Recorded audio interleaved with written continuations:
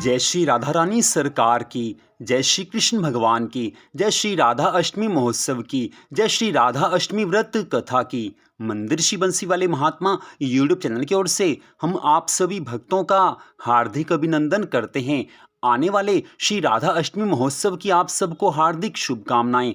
आज की इस विशेष वीडियो में हम आपको श्री राधा अष्टमी व्रत की कथा को सुनाने जा रहे हैं। इस कथा को सुनने मात्र से मनुष्य के पिछले सभी जन्मों के पापों का नाश हो जाता है और श्री राधा अष्टमी का व्रत रखने से मनुष्य की सभी मनोकामनाएं पूरी हो जाती हैं। तो सबसे पहली बात तो ये है कि इस वर्ष श्री राधा अष्टमी का व्रत 23 सितंबर दिन शनिवार को रखा जाएगा। तो अब श्री राधा अष्टमी व्रत की कथा हम आपको सुनाने जा रहे हैं, जो कि इस प्रकार है। बोल श्री राधा रानी सरकार की जय, बोल श्री कृष्ण भगवान की जय। राजा बहुलाश्व ने देवऋषि नारद जी से कहा है कि हे महर्षि, आप सभी धर्मों के तत्वज्ञ हैं, आप सब धर्मों को जानने वाले हैं। अब आप कृपा करके भगवान श्री कृष्ण जी की आह्लादिनी शक्ति श्री राधा रानी जी के जन्म की कथा सुनाने की कृपा कीजिए। मेरे मन में श्री राधा रानी जी के अवतार सुनने की बड़ी इच्छा है। आज राजा बहुलाश्व के इन वचनों को सुनकर देवऋषि नारद जी राजा बहुलाश्व से कहने लगे हैं कि हे राजन, श्री राधा रानी जी के जन्म की इस कथा को पूरी श्रद्धा भावना से सुनना, जो मैं तुम्हें अब सुनाने लगा हूँ। हे राजन,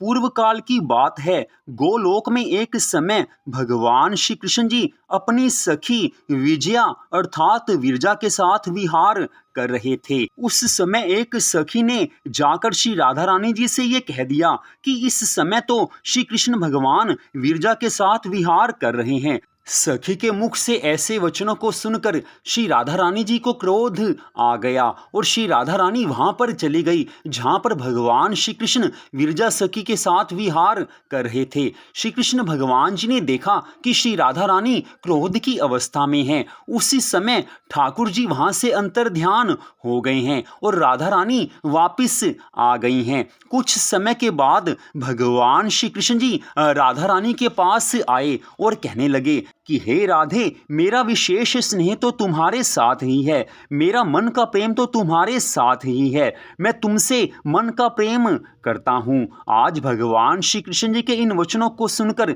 श्री राधा रानी जी कहने लगी हैं कि हे हरे, अब वहीं चले जाओ जहाँ पर तुम्हारा नया स्नेह जुड़ा है, तुम वहाँ जाकर रहो, मुझसे अब तुम्हारा क्या मतलब है। इतनी कथा सुनाकर देवऋषि नारद जी कहने लगे हैं कि ये सुनकर भगवान वहां से चले गए। तब भगवान श्री कृष्ण के मित्र श्री दामा ने राधा रानी से रोष पूर्वक कहा कि हे राधे, भगवान श्री कृष्ण साक्षात परिपूर्णतम भगवान हैं, वे स्वयं सबके स्वामी हैं। तुम मानिनी होकर उनका अपमान करती हो, उनकी निंदा करती हो, ऐसा मान किस लिए करती हो। आज श्री दामा के इन वचनों को सुनकर राधा रानी जी को क्रोध हो आया है और वो कहने लगी हैं कि ओ मूर्ख, तू अपने पिता की स्तुति करके मुझ माता की निंदा करता है, अतः हे दुर्बुद्धि, राक्षस हो जा और गोलोक से बाहर चला जा। ठीक उसी समय श्री दामा ने भी राधा रानी से कह दिया कि हे शुभे, श्री कृष्ण भगवान सदा तुम्हें प्रेम करते हैं, इसलिए तुम्हें इतना मान हो गया है। मैं भी तुम्हें शाप देता हूँ कि जब धरती पर तुम्हारा अवतार होगा, उस समय 100 वर्षों के लिए तुम्हारा श्री कृष्ण भगवान से वियोग हो जाएगा, इसमें संशय नहीं है। इतनी कथा सुनाकर देवऋषि नारद जी ने राजा बहुलाश्व से कहा है कि हे राजन, इस प्रकार परस्पर शाप देकर अपनी ही करनी से भयभीत हो जब श्री राधा और श्री दामा अत्यंत चिंता में डूब गए, तब वहां भगवान श्री कृष्ण जी प्रकट हो गए। उस समय भगवान ने कहा कि हे राधे, हे श्री दामा, आप दोनों ने जो एक दूसरे को शाप दिया है वो शाप के रूप में वरदान है। अब तुम्हारा धरती पर अवतार होगा, ये सब कुछ मेरी इच्छा से हुआ है। हे राधा रानी, शोक मत करो, मेरी बात सुनो। वियोग काल में भी प्रति मास एक बार तुम्हें मेरा दर्शन अवश्य हुआ करेगा। इतनी कथा सुनाकर देवऋषि नारद जी राजा बहुलाश्व से कहने लगे हैं कि हे राजन, ये कारण श्री राधा रानी जी के धरती पर अवतार लेने का बना था। इसके कुछ समय पश्चात द्वापर युग में ब्रज भूमि में भगवान श्री कृष्ण जी का अवतार हो गया। इसके पश्चात भगवान श्री कृष्ण जी ने अपनी तेजोमयी पराशक्ति श्री राधा रानी जी का वृषभानु की पत्नी कीर्ति रानी के गर्भ में प्रवेश कराया है। वे श्री राधा रानी कलिंदजा कुलवर्ती निकुंज प्रदेश के एक सुंदर मंदिर में अवतीर्ण हुई।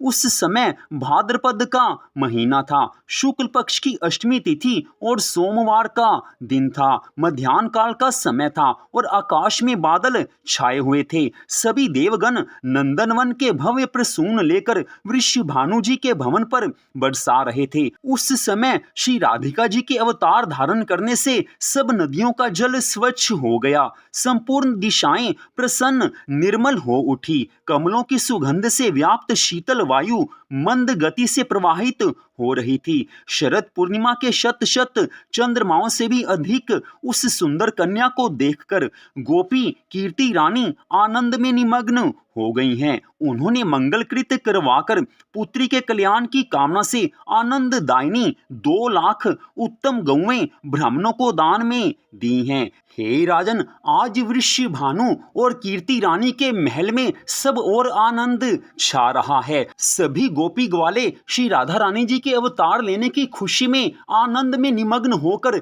नृत्य गायन कर रहे हैं। ऊपर से स्वर्ग लोक से सभी देवतागण पुष्प बरसा रहे हैं। मंगल कृत्य चारों ओर हो रहे हैं। ठाकुर जी की, भगवान श्री कृष्ण जी की आह्लादिनी शक्ति श्री राधा रानी जी का अवतार हुआ है। देवऋषि नारद जी आगे की कथा का वर्णन करते हुए कहने लगे हैं कि हे राजन, श्री राधा रानी जी का अवतार वृषभानु और उनकी पत्नी कीर्ति रानी के घर हुआ है। पूर्व जन्म में वृषभानु जी सुचंद्र और कीर्ति रानी कलावती के नाम से प्रसिद्ध थे। ब्रह्मा जी ने सुचंद्र और कलावती को पिछले जन्म में ये वरदान दिया था कि भगवान श्री कृष्ण जी की प्रिया साक्षात श्री राधिका जी अगले जन्म में आपके घर में पुत्री रूप में प्रकट होंगी। उस समय तुम दोनों ही मुक्त हो जाओगे। तो हे राजन, ब्रह्मा जी के वरदान के अनुसार श्री राधा रानी जी का अवतार वृषभानु और कीर्ति जी के महल में हुआ है। हे राजन, श्री राधा रानी जी के अवतार की इस कथा को जो मनुष्य सुनते हैं उनकी मनोकामनाएं श्री राधा रानी जी की कृपा से पूरी हो जाती हैं। जो पति पत्नी पूरी श्रद्धा भावना से श्री राधा अष्टमी का व्रत रखते हैं उन्हें संतान सुख प्राप्त होता है। मनुष्य किसी भी मनोकामना को लेकर अगर श्री राधा अष्टमी का व्रत पूरी श्रद्धा भावना से पूरी विधि विधान से रखते हैं तो उनकी सभी मनोकामनाएं पूर्ण होती हैं। आने वाले कलयुग में जो मनुष्य पूरी श्रद्धा भावना से श्री राधा अष्टमी का व्रत रखेंगे, श्री राधा रानी जी की शरण में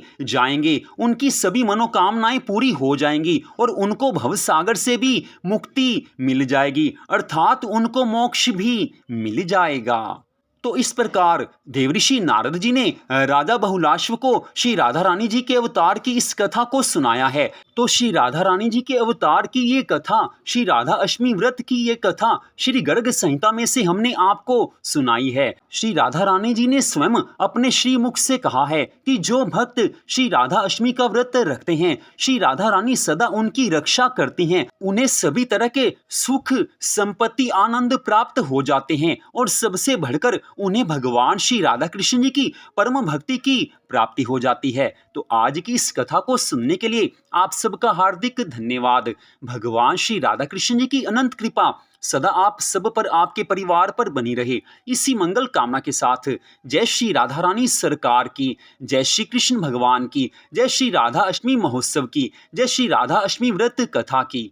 जय जय श्री राधे, जय जय श्री राधे, जय जय श्री राधे श्याम।